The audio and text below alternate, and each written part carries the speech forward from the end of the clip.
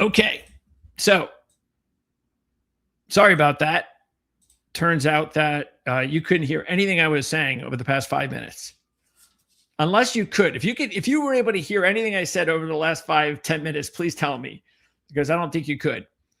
All right. So but at least I was showing you information while we were doing it. All right. So let's go ahead and run through this again. You saw all the information. So here it is.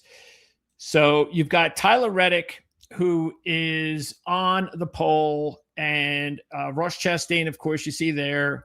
But as I was getting into, Reddick, of course, is trying to do something that is just very, very hard to do. Very, very hard to do. Thanks a lot, Larry. Appreciate it. All right. So, and win 3 races in a row. We know all that. Very, very hard to do. So, but the good thing the other day when I took him as my top pick was I was getting 16-1. And at 16-1, I thought, hey, you know what? Matter of fact, we even talked about it. We thought that Tyler should have been more like 10-1. We thought that he probably should have been like one of the top 2 or 3 bets coming into the week. But I was just guessing that it was 16-1. And I don't think it was, but I think it was, hey, I felt like I was getting an extra 6 points because how hard it is to win 3 straight races to start the season. I do not think Vegas went that way, but I looked at it that way. And because I looked at it that way, I said, I'll take it. So I was fortunate enough to get Reddick at 16-1. As you saw by the odds on the screen there from Bovada, and thank goodness Bovada has come out with the odds. And I certainly hope this is the beginning of Bovada and maybe some of the sports books of having the odds for the race a lot earlier on Saturday. That'll make things a lot easier for us. So Ross Chastain was my second pick on Tuesday. He was 28-1. You know, he was 14-1 in this race last year. And he won the race in 2022.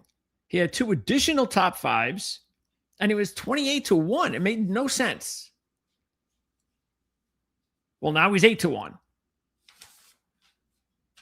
But again, I certainly hope you were able to tune into the show on Tuesday, because that's what it's important to do that, because you get the chance to get the odds a lot earlier sometimes. And for the most part, it does work out. That's the reason we do it as early in the week as possible. What just happened there? And if that wasn't the case, strategically speaking, we wouldn't do it. But are there situations where we'll take a driver and put money on a driver on Tuesday or Wednesday and I'll have a bad day on Saturday and it works against us? Absolutely. But the odds are always with us that it won't occur that way. And it's a good number too, which is the reason why we do it so early. So Reddick, 4-1 now. Let's pop that back on the screen. From 16, Chastain down from 28-8. And CJ, he was the one to go with SVG. You're still getting just plus 105 with SVG, and yet he didn't have a good day at all. Still, you're getting 105. Okay.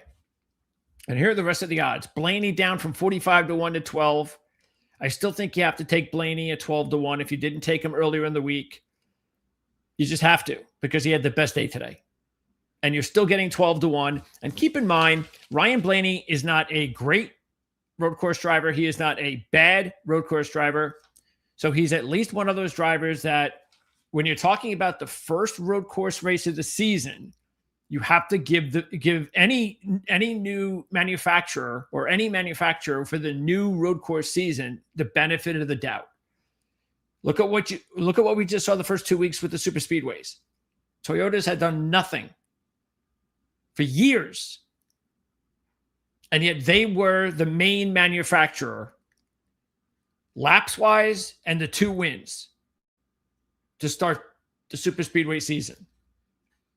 And so you have to give Blaney and a couple other Fords we're going to get into the benefit of the doubt. His average starting position here in 5 races is 20th. So obviously now that he's starting 4th, that is a big sign. And Blaney's got a road course win. He was able to put that together on the Roval. Okay, so let's go back because there's big differences here, as I was saying before. And you saw it, but you didn't hear me. So, and that is, as you can see, you got Reddick, Chastain, and Briscoe 1, 2, 3.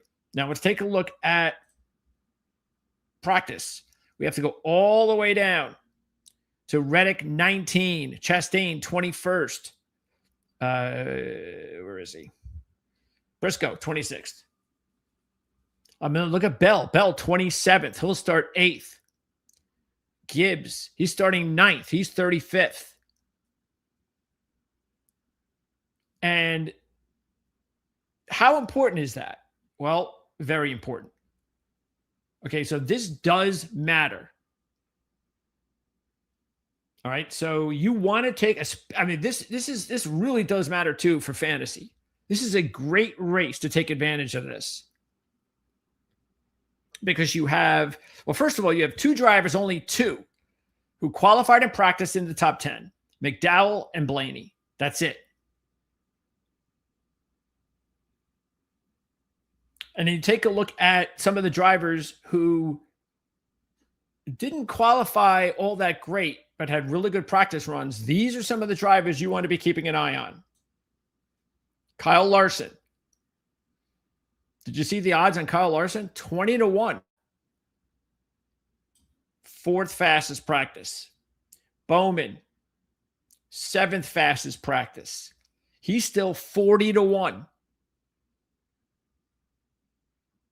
Even Todd Gilliland, sitting there 5th, was one of our top long shots. We only had 2 long shots that we really liked the other day when we went over our picks. Just 2 who were over. I think Bowman. Let's see, Bowman. Yeah, 35-1 was like the mark, the benchmark for long shots. Like all the drivers we had were all 35-1 or lower that we went over and discussed that we thought had a shot. There were only 2 drivers over 35-1 that we felt had a long shot chance, or a driver 2 that we thought you should look at fantasy wise. And who were they? Todd Gilliland, 5th fastest in practice, and Carson Hocevar. So Hocevar actually ends up as one of the better Saturday drivers because he was 12th in qualifying and 10th in practice. He was this close from being the 3rd driver to be in the top 10 in both sessions. And you're getting still 80-1 on Carson Hocevar. And remember, we have talked about this. CJ has mentioned this plenty of times with Hocevar. You have to give him time. You know, he needs, like last year, he needed a full year of going through all these tracks and learning and everything. And right off the bat, he started off with the 2 races and was right there. He was competitive. Now he goes to a road course.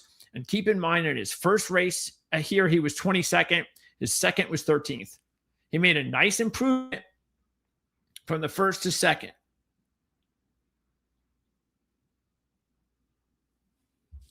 And it's interesting enough, his average in the 2 starts was what was it? 11th. It's only 2, so he's starting 12th. So it's about, I guess that's his new average now. But I think Carson Hocevar remains a really good long shot play. And then some of the others that you want to keep an eye on. Take a look at Daniel Suarez. Now, the only thing with Suarez, which is a little bit difficult to figure out, is that Daniel Suarez had an average starting position at this track of 9.2. And his the average finish was 30.2. And yet here he's starting 23rd now. But his first practice session was 8th.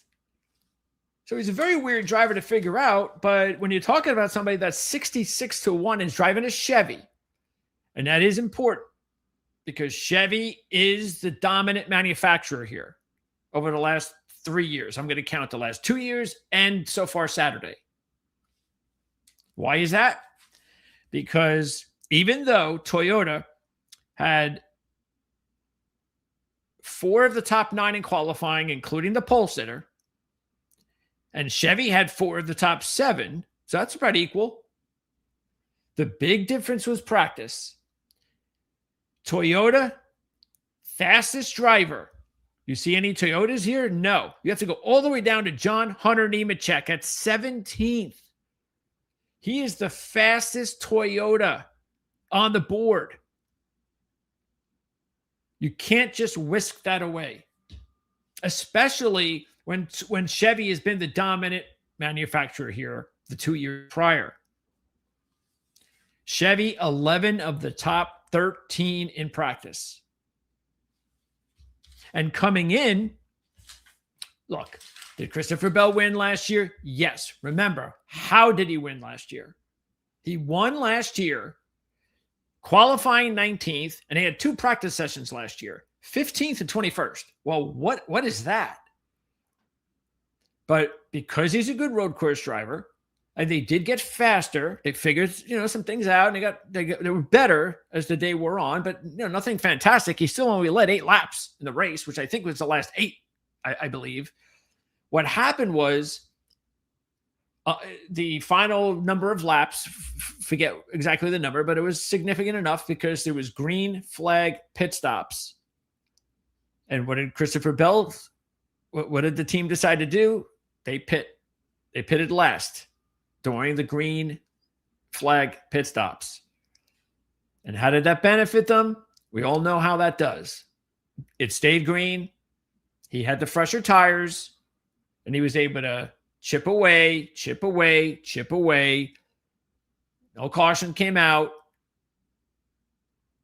Gets by Kyle Busch, who had the best car last year.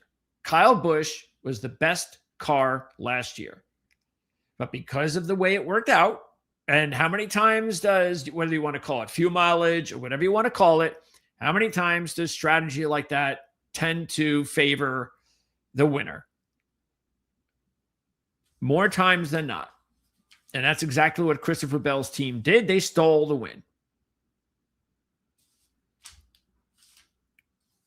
If you look at the year prior, William Byron was completely dominant. He was on the pole. He had the fastest car. He won the race. And Chevy that year had 5 of the top 9 and led 52 of the 68 laps. So yes, Chevy has been and continues to be, based on today so far, the dominant manufacturer here over the last 2.5 years. Toyota second, and Ford is definitely a distant third. Okay, let's go through this now. So you see what we have here. This is the rest. Shane Van Gisbergen, again, 20th in practice. That's crazy to think. And there's some of the others. And then, again, just getting back to the starting positions. There's SVG at 13th. Remember I said Larson, Bowman, Gilliland. This isn't that far back. This is nothing to worry about. Again, Christopher Bell won last year. He started 19th. Don't worry about this. That's why the fact that they practiced 4th, 5th, and 7th between them, and you're getting 20, 40, and 275 to 1 on Todd Gilliland, says yes. Take a look at those guys. Okay. Let's take a look at fantasy. Okay, now again, you have a link in the description of this video if you want to enter the contest. So this is the exact contest room. These are my picks. Okay, so you got to do SVG. I mean, you just have to. And hey, it helps too. He's 13th in a way for fantasy, so you gobble up some more points there. So I only had one difference here, just one, and I moved Blaney in for Chastain, and that's it. And we'll see if I regret it, but I had to put Blaney in there as my driver. And like I said, you have to take Blaney as far as the odds. I don't know whether or not you need to take him in fantasy. That's a tricky question. The good thing I like about Blaney in fantasy is this number here. Okay, you're getting a really good number.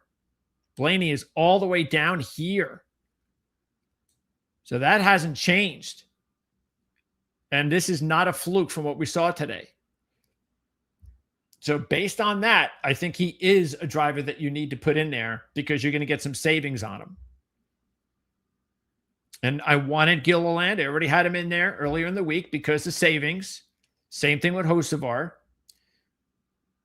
And I felt, hey, you know what? Busher, Bowman, they're not in the top 10. I can gain laps. Same thing with Hocevar, Gilliland. That's what I came up with. But let's take a look at some other possibilities. Connor Zilic, he'll start 25th. And he was third fastest in practice. So he is a really interesting play. The problem is he is the second highest salary. So it's like, who are you going to take, SVG or Connor Zilic? I still think you got to go with SVG. So, but considering Connor is 12 more spots back, if you think he's going to finish in the top 5, then you might want to go with Connor Zilic. I just can't do it. He's still a rookie. And then you got some of the others. I think, look, Byron Bell, I'm not really excited about those guys. There's Reddick. And even though Reddick's my top choice this week, financially speaking, I just can't take him here now that he's on the pole. And you got to give up 9,500. I just can't do it. And he's got to win 3 straight races. Still think there's a lot to work against him. Larson would have been nice, except I much prefer Larson if you want to throw some money on him as opposed to fantasy. I don't like that. Too high. Same thing with Elliott, especially with a good starting position. No way Briscoe. The only thing that's good about Briscoe is that he is a little less than these guys. But at third, if you're going to take Briscoe, you're taking them. Put a few bucks on him to win the race because you're still getting 22-1 on Briscoe. The problem with Briscoe is he's never really done anything here, and he had one top 10. But the good thing is as his average starting position is 22nd. So the fact that he's starting third is a good sign. The problem is practice speed of 26th. AJ is not the worst choice in the world. He's both 30-1 still, which I'm a little bit surprised about. But part of that has to do with the fact that he just doesn't really have a great history here either. He only has one top 5 and led just 4 laps. But his average starting position is 12th, so he's a little bit better here. Practice was a little bit slower, 12th, but still at 30-1 and 8,500. It's not a bad idea. There's Chastain. Look, I like Chastain because 8,100 is not bad, but I just because you're still looking at a situation here where you're at second in fantasy. You don't have to, you're not going to move up much. And if you take a look at Chastain, he had the win back in 2022, and he led 31 laps from the 16th position. So that was really strong. But he's only led 14 laps in all other races. Another good thing about Chastain, again, for me, it had to do more with putting some money on him, is the fact that his average starting position here is 12.6, and now he's starting second. And he already has 3 top 5s and a win with that average starting position. And he won at 16th, as I mentioned. So I still think Chastain's another driver. Not a bad fantasy idea. I think he's better because you're still getting 8-1 on Chastain. Reddick has lost all value now to throw any money on him. 4-1, no way. Because remember, Tyler Reddick's average starting position before today was 2.2? I have to double check that. That sounds so crazy. Was it really 2.2? Yes, it was. Average starting position in 5 races here, 2.2. And now he's on the pole. So should that be a surprise? And he's got just 1 win. So it's not like he has like 3 wins or 3 runner-ups and a win with that starting position stat. So again, I just think he lost all sorts of value there with Reddick. Kyle's a good idea. 30th. He was the last one that I was trying to figure out. Could I put him in there? But because he's 8,000, I would have to take someone off. I don't want to take Bowman off. I don't want to take Buescher off. And keep in mind with Bowman and Buescher, the reasons we liked them. Buescher, he's got 3 top 10s out of 5. And the reason I really like him now, because I would have taken him off, but the reason I like him now more than ever is because his average starting position here in 5 races is 25.2. So he goes out 14th. So that is a much better position because his average finish is 11.4. So he was making up 14 spots on average. And now he moves up. 11 spots already. So if I get the same sort of movement, I'm in the top 5 and I'm in good shape. By the way, Buescher, again, like I said, he's still 30-1. His odds actually went up. He was 25-1. And with Bowman, if you take a look at him, he was a definite can't not play. I mean, he was 20-1 last year, and he starts off 35-1, and now he's 40-1. He's raced here 5 times. He has 5 top 10s. He's got an average of 5.2 at this track. His average starting position is 12.2. So here he starts 16th. So he's in better position now. Better position now to make up for laps. But I don't really care that he's 16th. I'm actually, this is a benefit for me. I got more movement now. I get to make more points. I'm still very satisfied that he's going to do a good job because of his finishing average here of 5.2. 3 of those are top 5s, and he has a runner-up. Now, the one thing I'm a little bit nervous about is having Buescher, Blaney, and Gilliland in my top 6 because they're all Fords. But again, in the first race, I'm willing to do it, especially because I have Shane here. And of course, I have 2 Chevys in Bowman and Hocevar. And I think that's about it. Kyle would have been the only one because you're getting a 30th place driver. Now, take a look at Kyle. Remember, I said he was the best driver here last year in this race because he was. In his first 2 races in his career here with Toyota, 28th and 10th. In his last 3 with Chevy, 5th, 9th, 2nd, and he led 42 laps out of those 3. His average starting position in those last 3, 11th. Average finish, 5th. So he was always improving. And now I'm looking at a guy who just made one, crucial error in qualifying. And this is what happens. This is what can happen.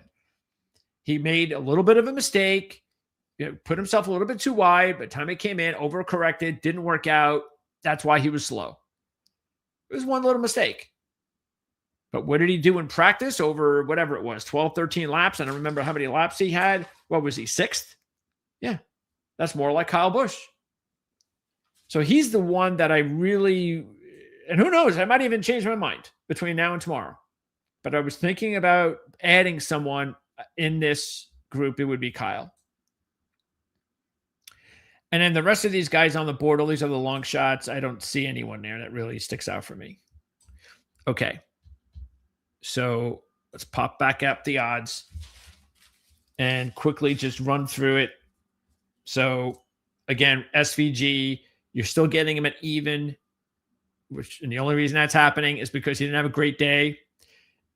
It's up to you. Remember last year, our strategy was, we told you as soon as he won, that's it. Every other race, road course race, we're taking him. Don't care what the odds were, because when we took him on Tuesdays, he was always in the plus. And that was our goal. We're going to just keep taking him until he loses. So I would just, if you haven't already put money on him and you did what we did, just take him. You're getting still plus, take him. But to do that, we have to look at options now to make up for it. We have to hedge a little bit. And in hedging, I think it's a great race to hedge because you can hedge a little bit with Chastain or with Blaney, or you can hedge a lot. You could just go and go. You got Larson at 20, Buescher 30, McDowell 30, Kyle, Bowman, maybe even Suarez, Hocevar, Gilliland. There's a lot to hedge with. And it just depends on how much you're going to put on Shane. Obviously, the more you put on him, the more you can hedge with maybe even Chastain and Blaney. So, of course, you don't want Reddick to win. And, you got to hope that a couple of the drivers that really don't stick out, like Byron, Bell, Gibbs, they're all in the top 10, even Elliott. I mean, Elliott's one where if I can't take Chastain, Elliott, and Blaney. So he's the one on the outs. Obviously, I already like Chastain. You know why? I told you about Blaney. Elliott's good. There's no question about it. He's solid, but it's just still you can't take them all. And I think out of those three, I just think he's third. That's why I took Chastain as my second choice before the week began. Blaney was the best driver today, and Elliott's third of three. But we all know Chase Elliott is more than capable of winning this race tomorrow. So you might have your own opinion. You might want to take Chase because Chase is a better road course driver than Ryan Blaney, and you're not convinced about Ford or Blaney, and you'd rather take Chevy and Elliott. I got no problem with that at all. So there's your choices. Oh, and with McDowell, we didn't really invest in McDowell because one top 10 out of 5 with 6 laps led coming into this year, and his average finish was 16.2. But the good news is you're getting 30 to 1 on McDowell, who was 35 to 1 on Tuesday, when his average starting position coming in was 22nd. And now you're getting him at 6th, and he was the fastest driver in practice. So again, I think this is one of those days tomorrow as we wrap this up. I think it's one of those days tomorrow where you do what you do with Shane. And look, if you don't do Shane, then you have to decide, who do I go with? Do I go with Reddick, Zilich, or say Chastain? And if you're going to do that, you probably go Reddick. Again, I would have much rather you have made this decision the other day when he had value. But if you're gonna say, I just not gonna take Shane, it's you can't win them all. He didn't have a good day, and I'm going somewhere else. Then hey, you're getting 4 more points with Reddick. So even though he's 4 to 1, it looks a lot better than even money. So I have no problem with that. So that's what your choice would be. But I think, again, I think the good thing is if it's Shane, then you've got some really good hedge opportunities. So I really wish you the best. We'll wrap up here by going over who we think are the top drivers per manufacturer. With Toyota, we only believe it's 1, and that's Reddick. With Ford, there are 3. Blaney, Gilliland, and Buescher. And with Chevy, a lot more. AG, Chastain, McDowell, Bowman, Hocevar, AJ, Zilich, and Busch. So that is going to wrap it up here for our qualifying and practice report for the, what's the name of this, Duramax Grand Prix from Texas. We're going to do Phoenix next week, Las Vegas after that. So we're back off to the West Coast for the next 2 weeks. We'll keep our fingers crossed. We'll have the odds available for you like we had here from Bovada, and see if that works out. Best of luck, too, with your fantasy. Don't forget the link in the description of the video where you can play. And, again, it's just us. There's only 25 entries, so anybody that wants to play can play that know about the link, and that's it. No other way to win it. So we'll see if we'll see. I know when we put it like that 2 weeks ago, we did really well. So it's up to you guys. We're going to have it available. And as long as we have enough people that join. If not, then we won't keep it up, but I'm going to always come back to this because I'll be playing a contest every week. and I'll use that contest no matter what it is as an example. So if you have any questions or comments, just let us know, and I will get back to you, or CJ, if you want to, have a question related to CJ, and especially if it's something technical, I'll have CJ pop in. We'll be on, as always, every Tuesday, 4:00 Eastern. That's the normal schedule for us for our weekly season race previews of the NASCAR Cup Series season. So that's going to wrap it up. I'm Greg DePalma. Thanks for tuning in.